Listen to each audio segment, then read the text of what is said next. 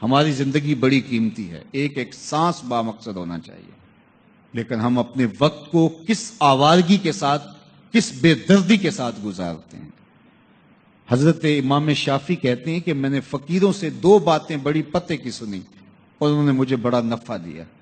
یہ بہت بڑے بزرگ ہونے کے باوجود، اتنے بڑے عالم اور فقیہ ہونے کے باوجود، یہ درویشوں کی صحبت میں جا کے بیٹھتے تھے۔ حضرت امام احمد بن حنبل کو کسی نے دیکھا کہ حضرت بشر حافی کے پیچھے دوڑ رہے ہیں، تو کسی نے کہا اتنے بڑے امام ہو اور اتنے بڑے فقیہ ہو، اس فقیر سے کیا ڈھونڈتے ہو، بشر حافی سے کیا تلاش کرتے ہو؟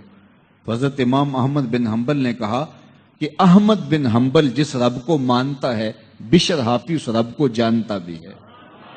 تو فقیروں کی باتیں بڑی پتے کی ہوتی ہیں، تو کہتے ہیں کہ فقیروں کی 2 باتوں نے، امام شافعی بولے، کہ مجھے بڑا فائدہ دیا۔ ایک تو یہ الوقت سیف قاطع، وقت کاٹ دینے والی تلوار ہے، اگر وقت کو تم کاٹو گے تو ٹھیک، ورنہ وقت تمہیں کاٹ دے گا۔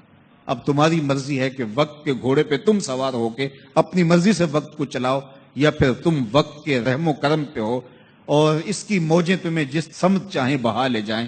اب تمہارا اختیار ہے کہ تم اپنا وقت کیسے گزارتے ہو۔ دوسری بات جس نے مجھے بڑا نفع دیا وہ یہ کہ اپنے آپ کو نیکی کے کاموں میں لگا دو، ورنہ نفس تمہیں برائی کے کاموں میں مشغول کر دے گی۔ اپنے ارد گرد تانا بانا ایسا بن لو، اپنے حالات ایسے بنا لو، اپنی دوستیاں ایسی وضع کر لو کہ تم نیکی کے ماحول میں رہو، ورنہ شیطان برائی کے اندر مبتلا کرنے میں دیر نہیں کرے گا اور نفس تمہیں جو ہے وہ شر میں مبتلا کر دے گا۔ تو فرمایا کہ کسی شخص کے اسلام کا حسن یہ ہے کہ وہ بے مقصد کاموں کو چھوڑ دے۔ ہم تو بعض اوقات بیٹھتے ہیں تو گھنٹوں بے مقصد بیٹھے رہتے ہیں اور قیمتی سے قیمتی وقت ضائع کرتے ہیں۔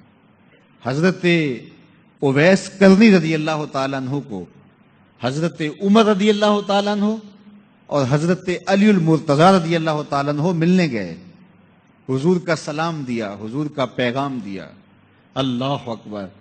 تو ویسے کرنی تو تڑپ گئے نا، چشمان سے آنسو ہیں اور بار بار پوچھتی ہیں میرے حضور کے لبوں پہ میرا نام کیسے آیا تھا۔ حضور نے کہا تھا نا کوئی اویس بن عامر کو ملے اور میرا سلام دے اور اس سے کہے کہ میری امت کی بخشش کی دعا کرے۔ اللہ اکبر۔ تو یہ ملنے گئے حضور کی وصیت اور حکم کے مطابق، حضور کا سلام دیا، تو یہ بار بار کہتے تھے حضور کے لبوں پہ میرا نام کیسے آیا۔ اللہ اکبر۔ تو جب یہ تڑپ دیکھی تو کہا اتنی محبت اور اتنا پیار تو حضور کو ملنے نہیں آئے، حضور کو دیکھنے نہیں آئے۔ تو حضرت اویس کرنی فرمانے لگے تم نے میرے حضور کو دیکھا ہے؟ تو یہ خاموش ہو گئے، تو کہنے لگے میں نے نہیں نہ دیکھا تو مجھ سے پوچھ لو، تم پہلے بتاؤ کہ حضور کے ابرو جڑے ہوئے تھے یا کھلے ہوئے تھے؟ اللہ اکبر۔ تم نے تو حضور کو دیکھا ہے تو ذرا بتاؤ نا۔ پھر خود ہی فرمانے لگے جس نے نہیں دیکھا اس سے پوچھ لو۔ کہا کوئی قریب سے دیکھتا تو کھلے ہوئے نظر آتے، دور سے دیکھتا تو جڑے ہوئے نظر آتے۔ معلوم ہوا کہ حضور کی قربت میں ہی رہے ہیں اگرچہ بظاہر دور رہے ہیں۔ تو یہ اتنے جلیل القدر صحابی ملنے گئے، کچھ دیر باتیں کی، اس کے بعد حضرت اویس کرنی نے ہاتھ بڑھا دیے، کہا اچھا آپ نے بھی آخرت کی تیاری کرنی ہوگی، میں نے بھی کرنی، اچھا حشر کو ملیں گے۔ اللہ اکبر۔ تو وقت بہت قیمتی ہے، کسی کے اسلام کا حسن یہ ہے کہ وہ بے مقصد کاموں کو ترک کر دے۔